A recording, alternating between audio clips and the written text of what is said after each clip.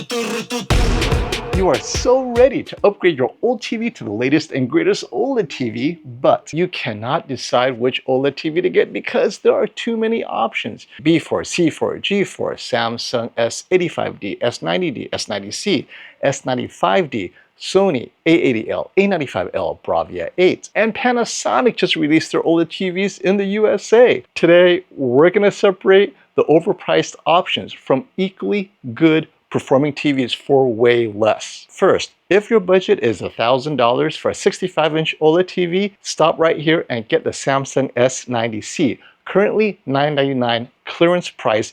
It's amazing. I believe it's better than the LG C4 for a whole lot less. Or should you wait for 2025 OLED TVs?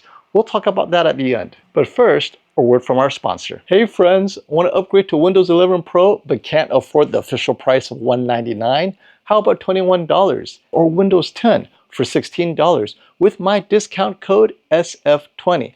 Thanks to our sponsor, Whokeys. Yes, Black Friday is here. Get an additional 30% off with my code SF20. Go to Whokeys.com, add Windows 11 Pro to your cart, apply my discount code SF20, and bam, only $21. Here's how we activate it. Go to your Whokeys account at the top right under User Center, click on My Purchased Orders, click on View Keys and Code, click Get the Key, copy the Windows 11 Pro key under Code Card, then go to your system settings, scroll down and click Activation, click Change Product Key, paste the key code, click Next, and you're done. So don't miss out on these amazing deals. Click on my links in the video description below.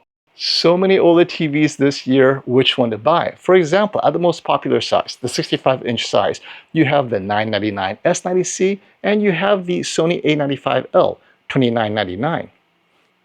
Which one should you choose? What makes the Sony better? Now, if you're watching just basic Netflix and sports, not much. I'd get the S90C. So let's get into all the brands and models and the use case for each, and some you may want to skip. We'll start with the LG OLED TV models first, beginning with the B4. It is perfect for dimly lit rooms as it doesn't get as bright as the G4 or QLED TV like the Samsung S90 or S95 series. And it's close enough to the C4 in image quality that I don't recommend you pay more for the C4 unless you are a PC gamer and need that 144Hz refresh panel. And the best size among the B4 in terms of value is the 77-inch for $16.99 and the 83-inch at $24.99. The bigger size does make up for the slight less brightness difference, so I would get the 77-inch B4, for example, over the 65-inch C4. And I believe the 77-inch will drop a little more before the end of the year. And Best Buy will price adjust to match if it drops and you bought it within the last few weeks or month or so forth. So check with your retailer to see if they will adjust pricing downward if it goes on sale a week or two after you bought your TV. Now, the C4. Why would you get the C4? It costs more, offering only one real feature for that premium. 144Hz refresh for PC gamers, but it's not really that much brighter. And unless they're side by side, you're not going to notice that difference. So unless you're a hardcore PC gamer, get the B4. Even console gamers, I suggest you get the B4 because that price difference doesn't get you a lot or anything if you're a console gamer. PS5, PS5 Pro, or even the Xbox Series X. I don't know if the C4 is worth the premium, but hey, if you think that 144Hz is everything, go for it. Now, it's the LG G4 that offers a true upgrade from the B4 if you want to stick with LG. Now, it has brighter AMOLED technology, better image processing, and of course, class-leading gaming features.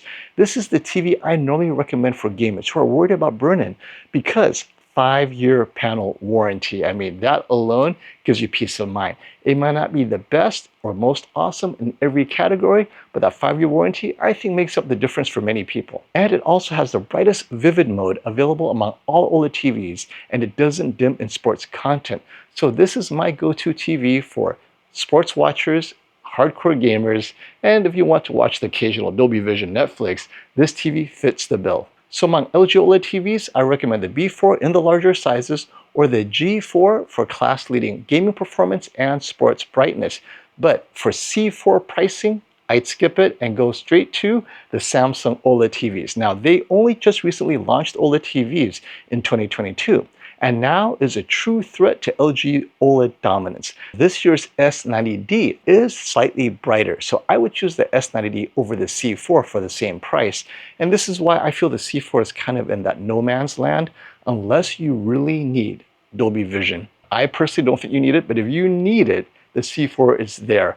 Otherwise, I believe the S90D for the same price is simply a better TV overall. For gaming, sports watching, HDR streaming, just everything. And for sports watching, the S90D in dynamic mode is definitely brighter than the C4 in vivid mode. So if you watch a lot of sports, again, the S90D is going to prevail for your use case. But not all is great in the world of Samsung OLED TVs. I don't think the Samsung S85D is that great of a deal. It's not QD-OLED, so it's more similar to the LG B4, both using WOLED panels from LG.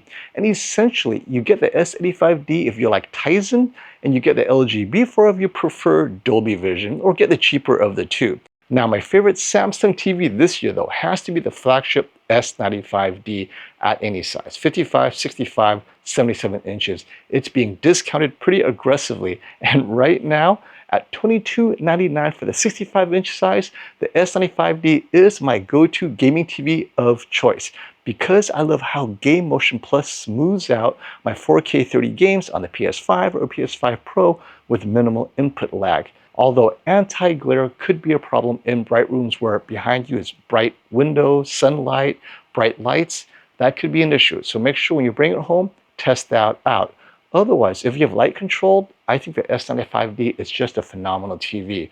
Although the audio is a touch weaker, well, 2 or 3 touches weaker than the LG G4. So if you're deciding between the G4 and the S95D, I would choose the G4 for 2 major reasons. 1, the 5-year warranty, awesome. And 2, better audio. If you don't plan to get a soundbar, the G4 does have more balanced, slightly louder, lower bass. Now, what about larger mini-LED TVs over smaller, slightly better OLED TVs? Watch my video here if you can't decide between which TVs to get, as I go over explaining the best TVs I would buy between $600 and $6,000. But if you're insistent on getting an OLED TV, next up is the Sony OLED TV, beginning with the Sony A80L. Last year's TV, better than the C3. It's solid, but for the price that hasn't budged much, it's nothing special at $14.99 for the 65-inch or $21.99 for the 77-inch.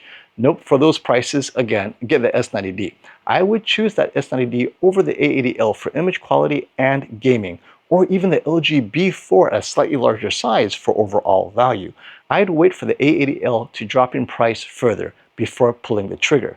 Now, the Sony Bravia 8 is a hopped-up version of the A80L, changing the brightness EOTF curve a little bit to make it pop appear brighter, but it's still too expensive compared to the Samsung S90D.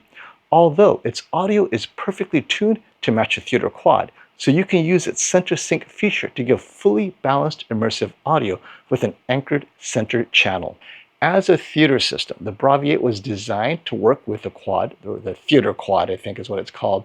The theater quad wireless home theater system. I have it, I love it. And with the Bravia 8, with a center sync, there's no phantom channel issue. It works fine.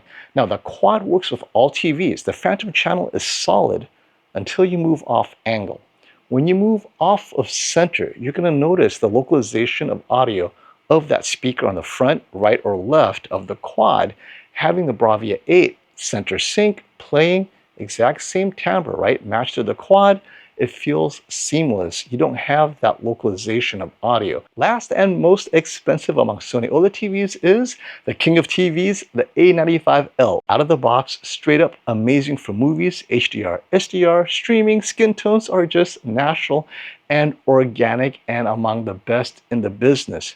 But not for sports. It does not get bright enough. So the S95D, very close in performance. I personally like the S95D because in dynamic mode, it gets way brighter than the A95L in vivid mode. Gaming, I like its gaming features better because designed from the ground up to be a gaming TV as well. The A95L though is great for purists who don't need bright sports, right? You're in a light controlled room, don't need the extra brightness. It's great. But what if you want that Sony color science, the Sony skin tone with bright sports? And the S95D is just too Samsungy, right? It doesn't have that natural skin tone. There's a TV that will give you bright sports, brighter than A95L, with skin tones to match, and that TV is the Panasonic Z95A. Let's get into Panasonic's best OLED TV. They are back. The Z95A is its flagship OLED TV with LG's MLA brightness boosting technology, and it did a better job than the G4 with color saturation.